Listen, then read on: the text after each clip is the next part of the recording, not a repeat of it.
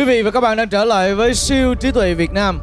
Thưa quý vị, cặp đối thủ đầu tiên sẽ mang đến cho chúng ta bộ môn Rubik. Nhân vật của chúng ta là một anh chàng 14 tuổi tên là Đức Phước.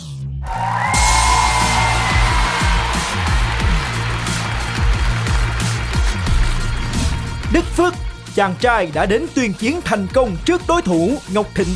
Với tinh thần thi đấu khá điềm tĩnh, tự tin cùng lối chơi hấp dẫn, Đức Phước sẽ mang về kết quả như thế nào? Và đối thủ của anh ta ngày hôm nay là một người đã thi đấu hơn 70 cuộc thi trong và ngoài nước trên thế giới. Và anh ta đã đặt tên mình vào những cái thứ hạng cao nhất trên cái bảng xếp hạng Rubik của thế giới. 29 tuổi, thưa quý vị, đến từ Nhật Bản, Yu Sachima.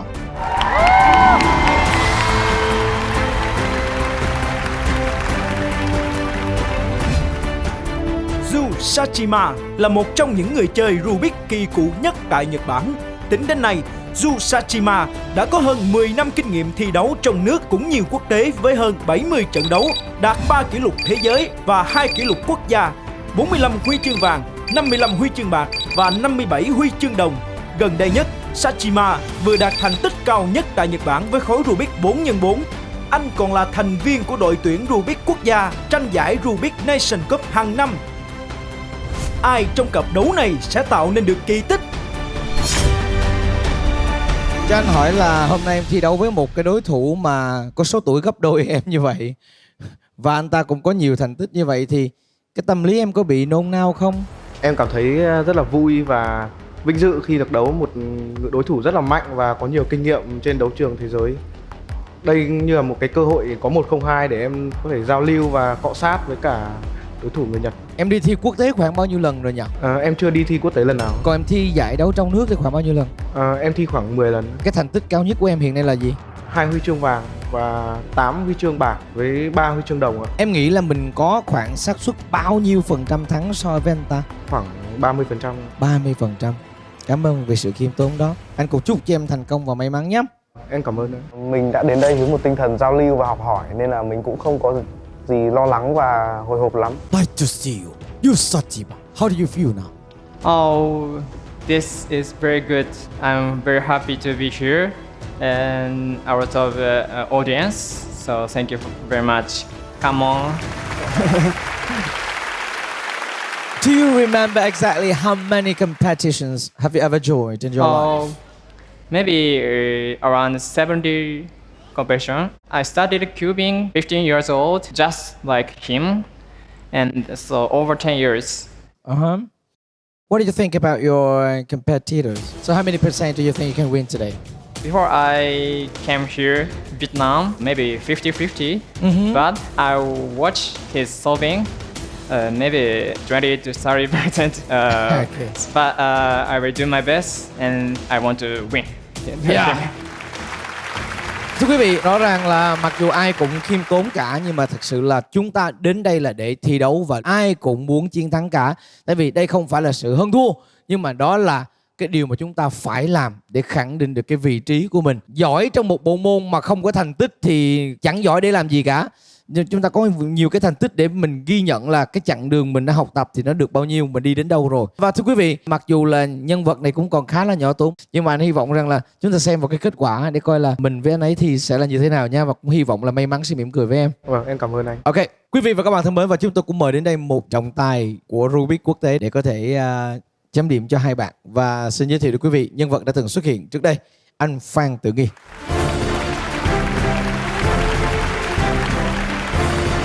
Và bây giờ xin mời hai thí sinh về ghế khiêu chiến của mình. Và bây giờ chúng tôi mời quý vị cùng lắng nghe luật thi ngày hôm nay. Thử thách Rubik thần tốc. Trong khu vực chỉ định có 10 khối Rubik đã được xáo trộn, bao gồm 2x2, 3x3, Scoopy, 3x3 One Hand, 4x4. Hai tuyển thủ sẽ đứng ở hai cực, di chuyển theo đúng hướng mũi tên để đuổi theo đối phương với nhiệm vụ. Gặp Rubik xáo trộn sẽ khôi phục về nguyên bản, gặp Rubik nguyên bản thì phải xáo trộn. Sau khi xáo trộn và khôi phục xong, sẽ nhấn nút bật đèn, một người xanh, một người đỏ. Trận đấu sẽ kết thúc khi có một người đuổi kịp người còn lại. Trong thời gian 7 phút, nếu không có người chiến thắng, trọng tài sẽ ra hiệu lệnh dừng trận đấu và tiến hành đếm số đèn. Ai có số đèn nhiều hơn sẽ ghi được 1 điểm. Có tất cả 3 lượt thi, tuyển thủ nào có tỷ số cao hơn sẽ là người chiến thắng. Thưa quý vị, nghe thì chúng ta có vẻ quen thuộc, tại vì lần trước Đức Phước cũng thi như vậy. Nhưng mà ngày hôm nay là khác tí, là chúng tôi có bỏ 2 cục dị hình vô trong. Thế là cái cục mà Scooby, và nó có thêm một cái cục khó nữa là cái cục mà 4x4. Thử thách đã được tăng độ khó lên ở chỗ là nếu mình gặp lỗi ở 4x4 thì rất dễ để đối thủ đuổi kịp. Thường thì một cái cục 4x4 mình mất khoảng bao lâu để mình giải một cục đó anh, nếu như một cái người giỏi? Mình sẽ so tương quan với cái cục 3x3 thôi nha. Nếu mà một người đã biết giải khối 3x3 thì khối 4x4 sẽ mất khoảng gấp 4 lần thời gian.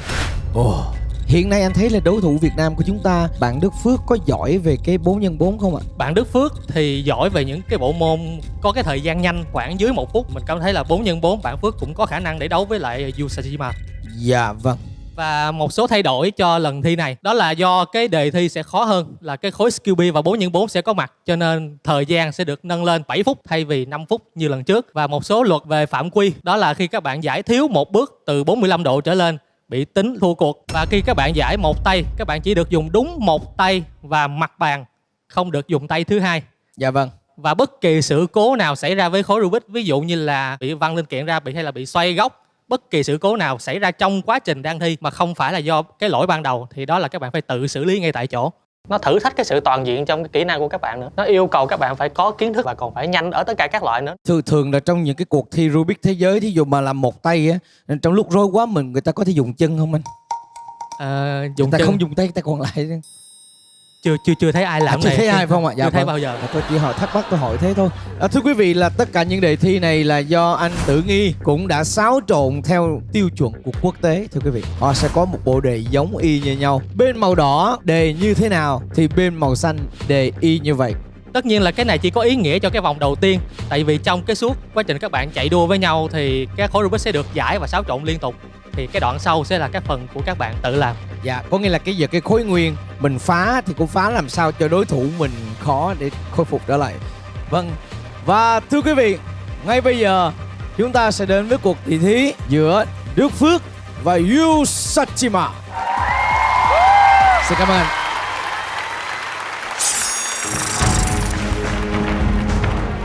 Và bây giờ chúng ta sẽ mở đề thi.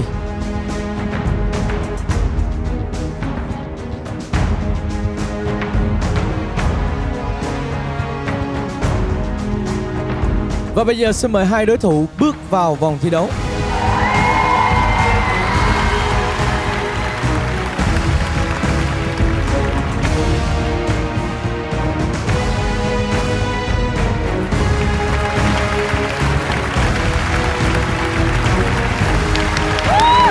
Ready? Into your position.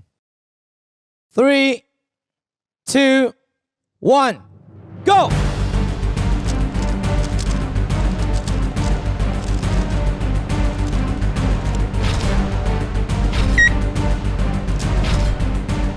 Lần này chơi thì mình đã chọn chiến thuật là chậm mà chắc, và cũng không cần vội vàng vì đây cũng chỉ là một trận giao lưu và mình cũng không nắm chắc khả năng thắng lắm.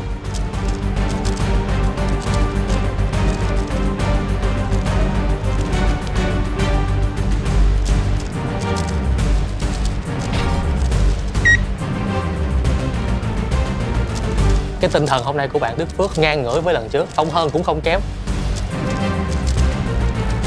Đối thủ quốc tế người Nhật anh ta có phần hơi lo lắng và có phần hơi hồi hộp. This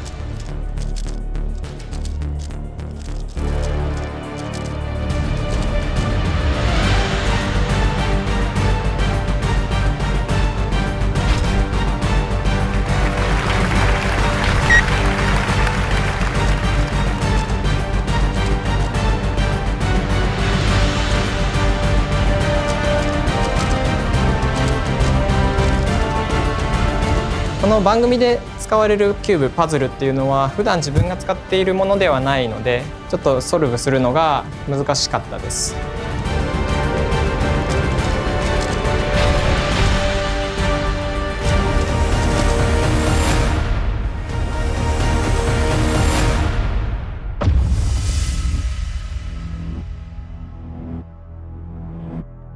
I dropped this over there. OK. 彼と今ほぼ同じスピードだなって音がするので後ろから含めてちょっとずっと緊張してたんですけど焦ったりスキューブの時にパズルを前に落としてしまう。Sorry. I'm very nervous. So. It's okay. Đặc điểm của khối skill là cũng rất là dễ rơi vì cái cách xoay của nó thường là chéo và cái hình dạng của khối Rubik thì rất là khó cầm. Thưa quý vị, hiện nay là cái trận đấu của chúng tôi phải tạm gián đoạn lại là bởi vì bạn Yu Sachima có lỡ tay làm rớt cái cục Rubik. Để mà một cái tay chơi Rubik mà họ có thể đánh rơi Rubik của mình ý, là cái chuyện là rất là hiếm. Nó không thể nào gọi là cái lỗi được. Chính vì vậy mà tôi nghĩ rằng là cái áp lực tâm lý nó đè nặng lên đối thủ Nhật. Như vậy thì không biết là trong trường hợp này chúng ta sẽ tính như thế nào? Xin mời ý kiến của giám khảo Vương Phong. 是这样的，因为刚才日本选手的话把魔方给掉了，所以比较公平的处理方式是，现在两位选手都回到刚才自己掉之前的那个状态，然后再继续比下去就可以了。 Xin cảm ơn. Vâng, và xin mời trọng tài anh Tử Nghi chúng ta khôi phục lại cái cục Rubik ở đúng cái đoạn mà bạn làm rơi. Và chúng ta sẽ đi tiếp với cái hiện trạng của hai bạn đang đứng trước cái lúc mà cái Rubik kia rơi ra. 那么另外一个建议的话，就是因为把魔方给掉了是属于自己的失误，我建议掉的那一个人罚时3秒。那么我希望的话，就是下一次不要再出现这种情况。 Sorry for the. Thưa quý vị, giám khảo Vương Phong có nói rằng là bạn sẽ tiếp tục khi tôi nói bắt đầu, còn bạn Yu Sachima sẽ đợi 3 giây là bị trừ điểm thời gian và chúng ta sẽ tiếp tục cuộc thi. Here we go. Ready? 3, 2, 1, go. 2, 1, hit.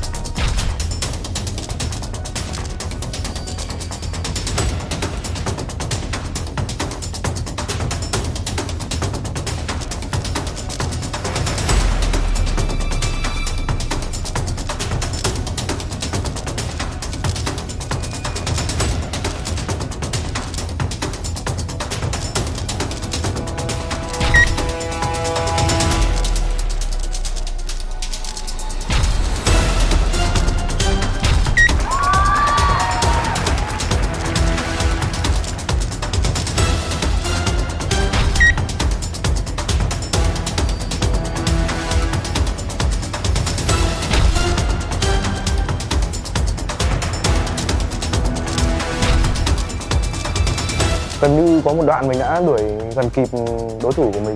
Đó mình cảm thấy khá tiếc, tí nữa thì đuổi kịp. Đó mình hơi cuống nên là mình đã không kịp xử lý cái đoạn tráo Rubik đấy.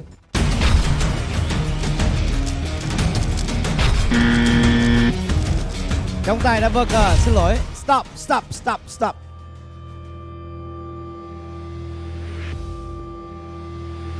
You had to do one hand. 100. Yeah, one hand scramble. One hand. Scramble one hand. Sorry. I see. 我觉得当时日本的选手他之所以忘记了这个规则，还是因为他当时太紧张了。我说了，就是可能真的是原来所取得的成就越多，然后你上了赛场压力越大。 Hơn nữa cũng phải nhớ rằng cái lúc đấy ấy, Đức Phước đã đuổi sát rồi, cho nên là phản xạ một cái sự cuống quýt, quên mất là chỉ dùng một tay làm sao để thoát khỏi cái sự đeo bám của Đức Phước. Chúng ta vừa có một sự cố là đáng lẽ cái cục 3x3 này là phải làm một tay, nhưng mà bạn của chúng ta nhanh quá lại quên mất một tay, như vậy thì theo luật thì xử như thế nào ạ? Xử ván 1, bạn Đức Phước đã chiến thắng. Thưa quý vị, theo ý của trọng tài, Đức Phước thắng trận đầu tiên. そういうことが悪い要因を生んでしまったなって思ってます。I'm very surprised that's Một cái sai lầm như thế thì rất là bình thường thôi. Vô tình phạm quy thì buộc phải tính điểm là cho bạn Phước. Tôi nghĩ rằng là cái việc mà nói rằng là bạn ấy không chú ý hoặc là bạn ấy chưa biết luật thì không phải đâu. Tại vì bạn ấy đã qua cái cục Rubik số 3 là cũng đã phải giải một tay rồi. Và bạn ấy làm cái khối Rubik đấy là đúng luật. Chỉ vi phạm cái khối Rubik 3x3 một tay ở khối thứ 2 thôi.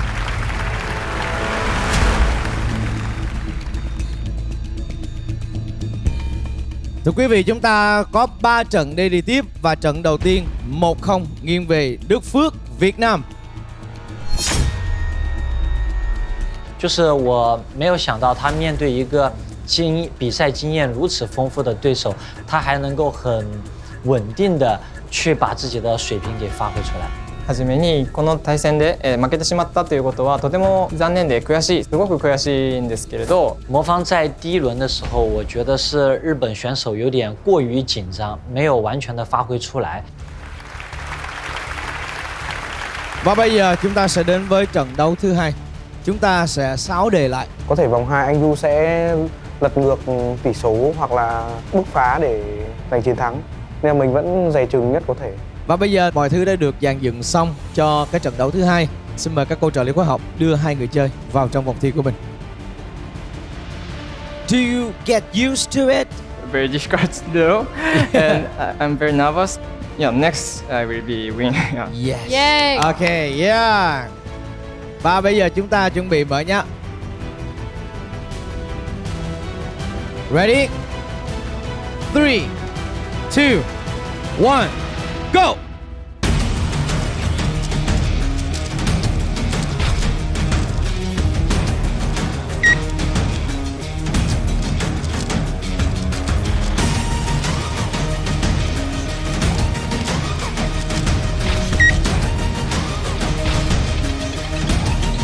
その2回戦も結構調子が良かったので相手と同じスピードで進んでいって、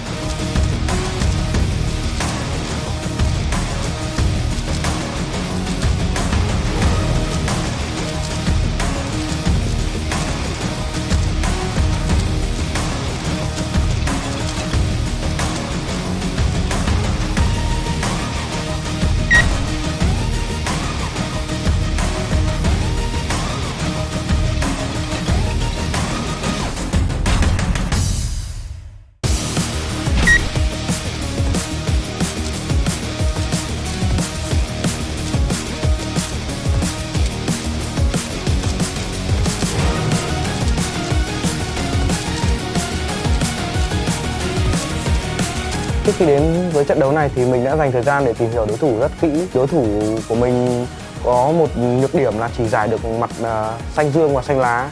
Nên mình đã tập trung vào để tráo khó các cái bước giải dấu cộng sẽ dài hơn và mất thời gian hơn.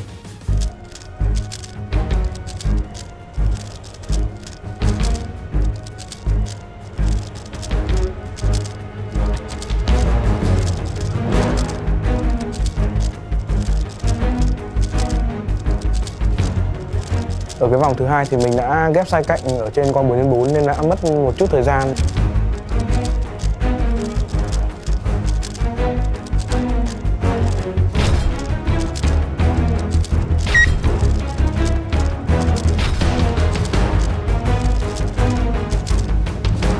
Với những cái tuyển thủ ở đẳng cấp cao thì khi lấy lại tinh thần chúng ta có thể thấy rằng là họ nguy hiểm như thế nào.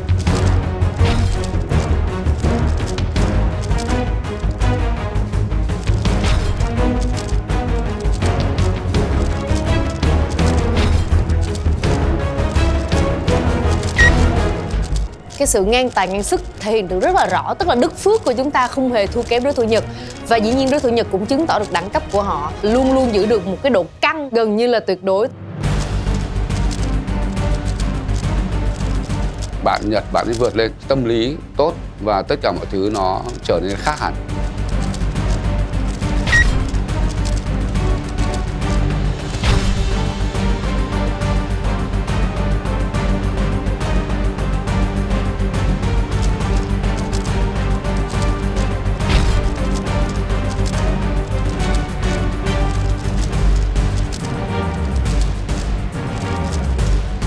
Này là 4x4. Số 4x4 là khó nhất. Cả hai đều phá rất là khó. Cảm thấy rất là hào hứng với cái vòng thứ hai đó, rất là cân sức từ đầu tới cuối, là hai bạn gần như là không thể nào mà đuổi kịp nhau luôn.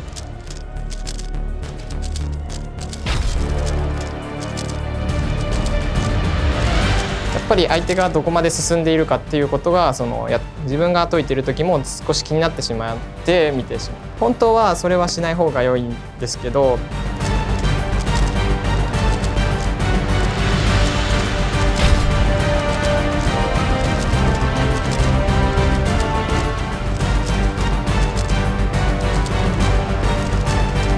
Mình ấn tượng với lại cái bản lĩnh của bạn Phước khi mà đối mặt với lại một cái nhân vật lớn trong cái làng Rubik thế giới và áp lực đem lại chiến thắng cho đội nhà, mà bạn Phước vẫn giữ được bình tĩnh và vẫn phát huy được hết cái tốc độ và cái sự tập trung của mình.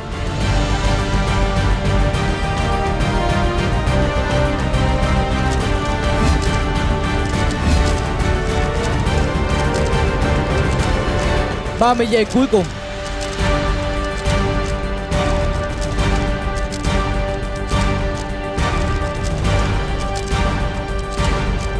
Ba mươi giây, 30 giây.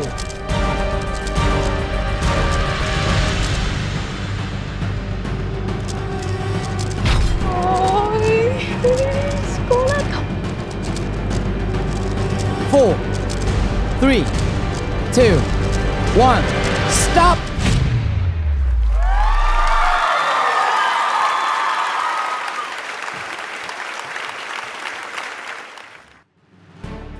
Thưa quý vị, bây giờ chúng ta vừa khép lại 7 phút cho trận đấu thứ hai và hai đối thủ vẫn chưa ai đuổi kịp người còn lại. Vì vậy chúng ta sẽ đếm đèn và đèn của ai nhiều hơn, người đó sẽ chiến thắng.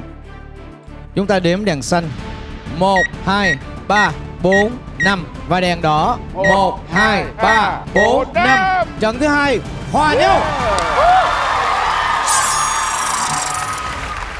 もうちょっと頑張れば2回戦はまた勝てたかなと思ってます。はい。 Mặc dù là mình biết là bạn đối thủ Nhật đã lấy lại được cái tâm lý, nhưng mà mình cũng cảm thấy là đối thủ Việt Nam mình cũng phải là vì may mắn hay là không vì một cái lý do khách quan nào cả. Bạn ấy thực sự là một đối thủ đáng gờm. Tuyệt vời.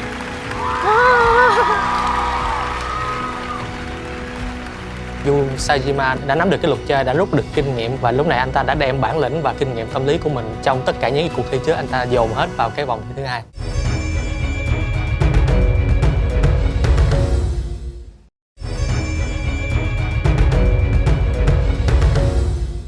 Quý vị và các bạn đang trở lại với siêu trí tuệ Việt Nam. Cho tôi hỏi là cảm xúc của giám khảo Tóc Tiên khi vừa theo dõi trận đấu thứ hai ạ? Ôi, khi mà em theo dõi Đức Phước với lại Ngọc Thịnh thi đấu đợt trước là mình đã rất là hồi hộp rồi, mà cái này em cảm giác như em không thể nào nhìn vào được. Em cứ chạy hết qua anh Sâm, chạy hết qua anh Nam, em giống như cần một cái sự cầu cứu để cho trái tim em đập chậm lại một Em tí có xíu. thi đâu. Nhưng mà anh phải hiểu cái cảm giác cái người xem nó còn bị áp lực gấp mấy lần cái người đang thi.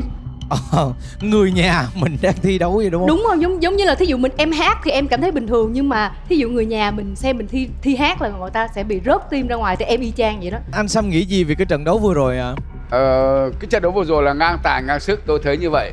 Một bên thì là một cậu bé 14 tuổi bằng một nửa tuổi cái đối thủ của mình và chịu cái áp lực lớn là chưa bao giờ thi quốc tế, chỉ thi ở trong nước thôi. Lần đầu tiên gặp một đối thủ mà có tới hơn 40 huy chương vàng các loại ở trong nước cũng như trên thế giới.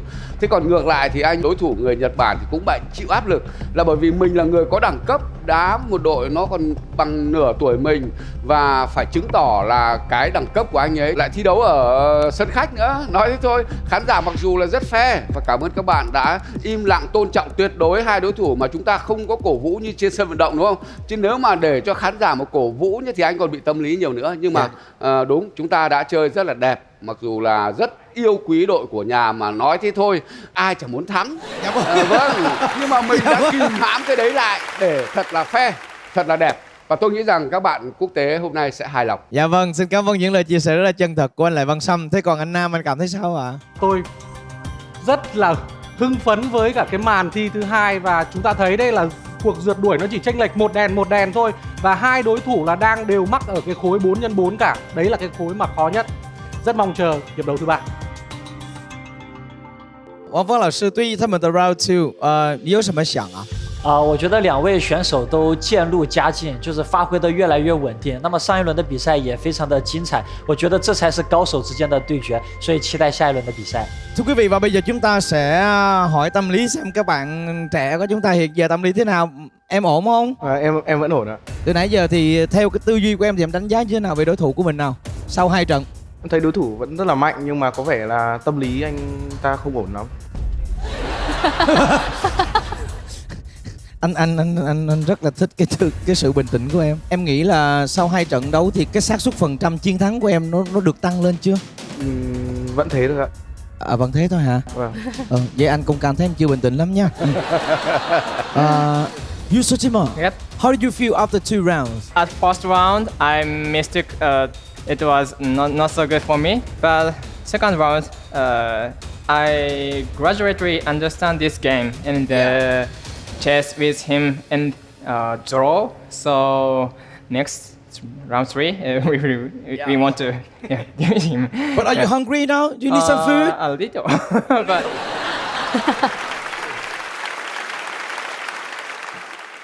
Thưa quý vị, ở trận đấu thứ 3 nếu như đội tuyển Nhật Bản mà ghi được điểm thì xem như là hòa tiếp và chúng ta sẽ có một cái luật phụ để tìm ra cái người chiến thắng. Còn nếu như mà trận thứ 3 hòa hoặc là đội Việt Nam thắng thì chắc chắn chúng ta sẽ giành được phần thắng. Và bây giờ, bộ đề mới đã được giám khảo Tử Nghi xáo trộn. Xin mời các cô trợ lý khóa học.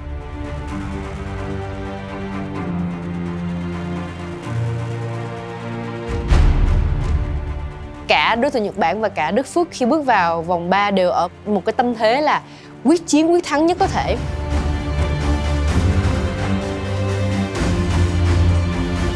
good luck. And ready? 3, 2, 1, go!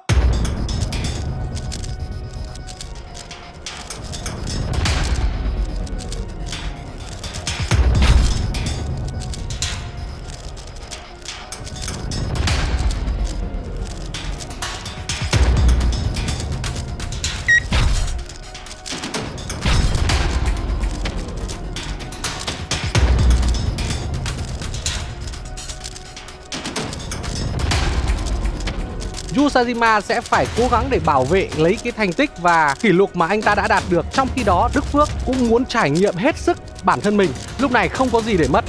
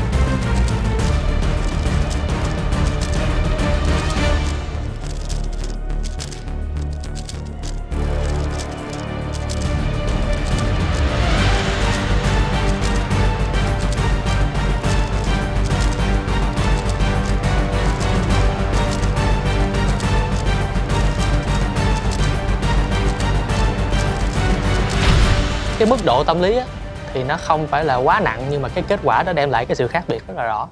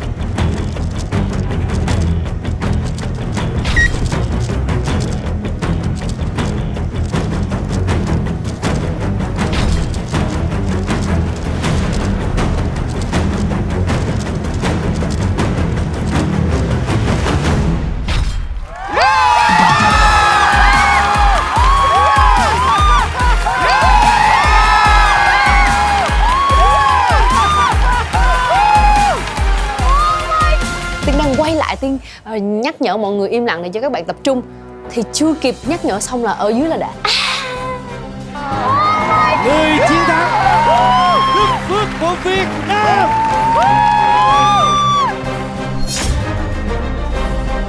多分3回戦は僕は勝たなければいけなかったと思うんですね。3回戦も引き分けか負けると負けになってしまって、それが少しプレッシャーになって緊張して、ちょっと調子が悪かったです。在第3轮的时候，越南选手能够赶上日本选手，很重要的一个原因是他当时去打乱对方的魔方，我估计那一个打乱难度还比较大，这是非常好的一点。